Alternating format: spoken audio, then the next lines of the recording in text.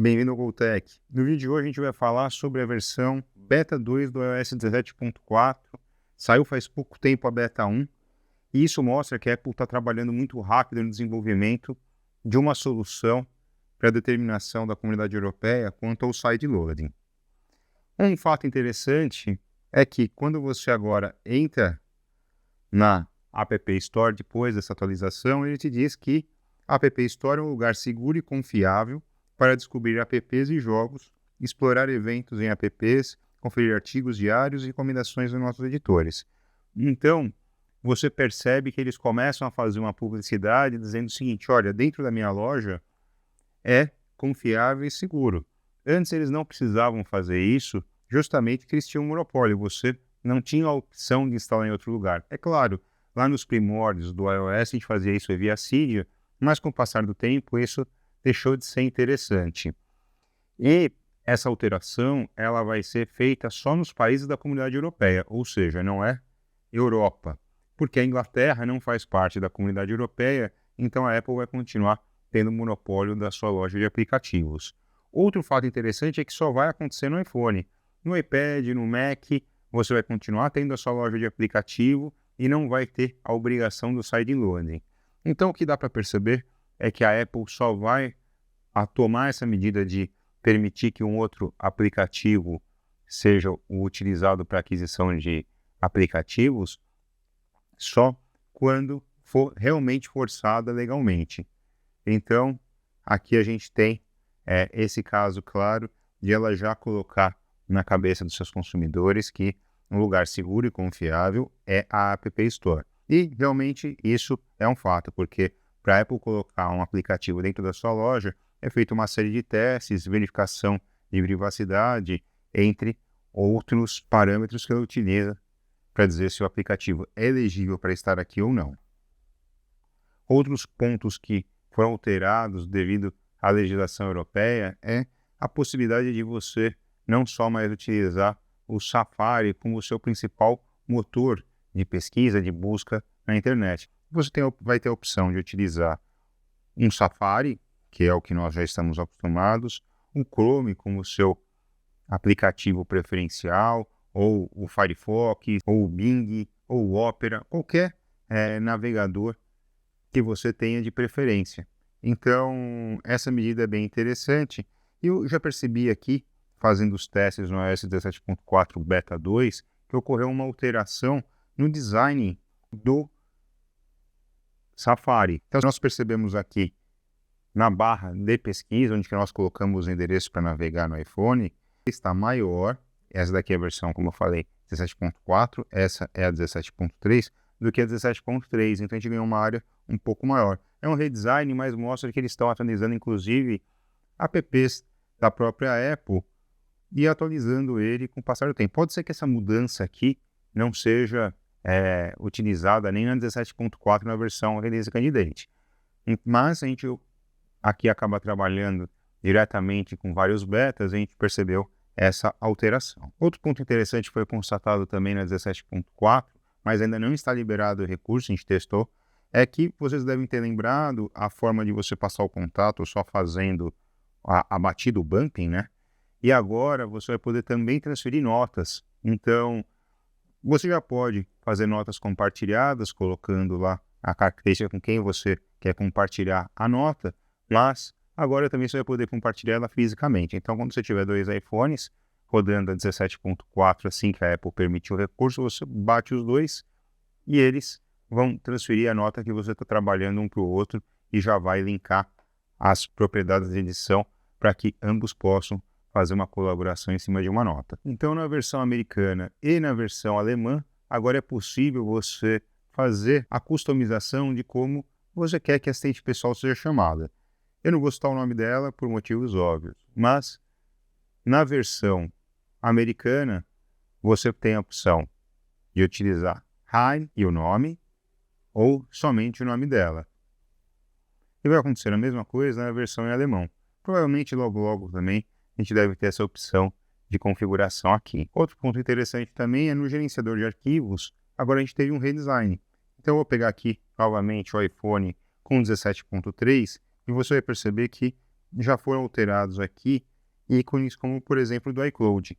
Aqui a nuvem não está preenchida, aqui preenchida, mas, mais uma vez, demonstra que a Apple tem trabalhado nos seus aplicativos nativos na edição do 17.4. Outro fato interessante também no iOS 17.4, na sua versão Beta 2, é quando eu conecto os meus AirPods e vou utilizar o aplicativo Shazam, ele agora tem suporte ao que está escutando no seu headphone. Eu vou entrar aqui no Shazam. Então agora a gente tem toque para o Shazam já com um símbolo do seu fone de ouvido, dizendo que ele está conectado. Ou seja, ele vai conseguir, por exemplo, capturar todo o som ao meu redor e distinguir qual é a música que está tocando, mesmo com os fones de ouvido. Antigamente você não conseguia fazer isso. Vamos supor, você chegava numa loja, estava com o seu fone de ouvido, queria escutar, saber o nome da música que estava tocando na loja, você tinha que desconectar seus AirPods, apertar esse botão, ele ia tentar localizar a música e apresentar para você, olha, a música tocada foi essa. Agora não, agora você está com o seu fone, você não precisa nem tirar ele, colocar dentro do estojo, não tem trabalho nenhum, você vai, clica aqui no Shazam, ele vai utilizar o microfone dos seus AirPods e aí você consegue saber o nome da música que está tocando. Lembrando que o Shazam foi comprado pela Apple, então é mais um aplicativo que na versão 17.4 a Apple tem trabalhado nele. Outra alteração que veio no iOS 17.4 Beta 2 é a possibilidade de, quando você estiver escutando um podcast do aplicativo podcast da Apple, você tem a opção de fazer a transcrição do áudio e aí consegue ler, por exemplo, no ambiente barulhento, o que está sendo dito no podcast diretamente na sua tela do iPhone. Esse recurso é muito útil para quando você estiver num ambiente barulhento, como o metrô, por exemplo, ou algum outro local que você não consiga concentrar naquilo que está sendo dito no podcast, conseguir saber o que está se passando sem perder nenhuma informação. Eu vou fazer aqui também um teste com um podcast nacional. Então, eu peguei aqui, por exemplo, pegar o Mac Magazine, que é um dos principais veículos de Apple que nós temos no país, e verificar se essa transcrição já é feita em português. Então, ele já está tocando aqui, vocês podem ver, ó, está com 11 segundos, até vou adiantar um pouquinho mais, ó, 11 minutos e 2, e eu clico aqui, não acontece nada. Então, essa transcrição de áudio no podcast ainda não está disponível para a língua portuguesa, que é uma pena. Espero que até a versão Release Candidate eles colocam em mais línguas, que é um recurso realmente muito útil. E agora a gente vai fazer aquele teste que vocês já estão acostumados no canal, que é para verificar se existe algum lag no teclado. Vamos verificar se existe algum lag. Fazer o certo, lag no teclado na versão 17.4. Tá bem responsivo, bem rápido. Agora eu vou escrever palavras aleatórias para ver se ele trava.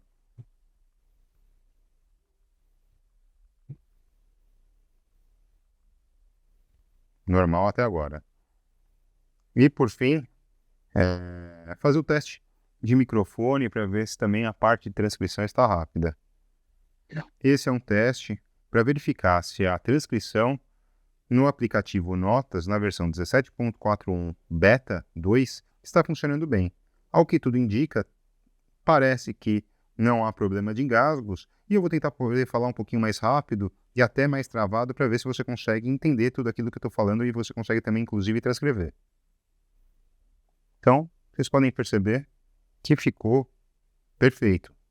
Não há nenhum problema de performance para vocês utilizarem o aplicativo Notas, nem na transcrição, nem na digitação. Outro teste que eu gosto muito de fazer e mostrar para vocês é quanto ao desempenho do Geekbench.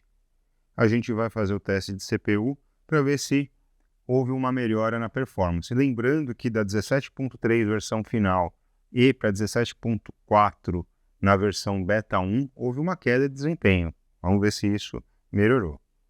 Vou rodar o teste. E eu preciso lembrar, enquanto isso, a necessidade de vocês se inscreverem no canal, colocarem aquele joia, comentarem se tiver dúvida, porque isso é muito importante para nós. A gente acaba tendo feedback se esse vídeo para vocês é interessante e também que serve de incentivo também para a gente continuar fazendo o nosso trabalho. A inscrição é de graça e ajuda muito a gente. E outro ponto também que eu preciso lembrar a vocês é o seguinte: antes de vocês saírem instalando a beta, vejam se vocês têm alguns aplicativos de uso especial, para você não ter um risco de incompatibilidade com eles, ou também se você utiliza o seu celular para um fim específico trabalhando, porque quando você utiliza a beta, você não tem o suporte e a garantia que todos os aplicativos vão funcionar. Então, eu geralmente utilizo nesse segundo aparelho e posteriormente, quando eu vender esse aparelho, aí sim vou começar a utilizar no meu celular principal, mas a gente já tem um bom conhecimento técnico para conseguir voltar atrás a instalação, e a gente sabe que dá muito trabalho, e quando der algum bug também, a gente já está acostumado a lidar com isso, sabe que o aparelho não vai rodar perfeitamente. Então, por isso que eu peço sempre para vocês tomarem esse cuidado. É importante vocês alertarem para falar assim: nossa, eu vi o vídeo, coloquei, achei interessante essa atualização, e o pessoal do Gotek instalou, fiz a atualização e agora deu problema. Então a gente faz esse alerta, que a gente considera bastante importante. Eu vou adiantar o vídeo para a gente já ver diretamente como é que ficou o resultado. Terminado o teste, tivemos em single core 2.632 pontos e em multicore 6.696 pontos.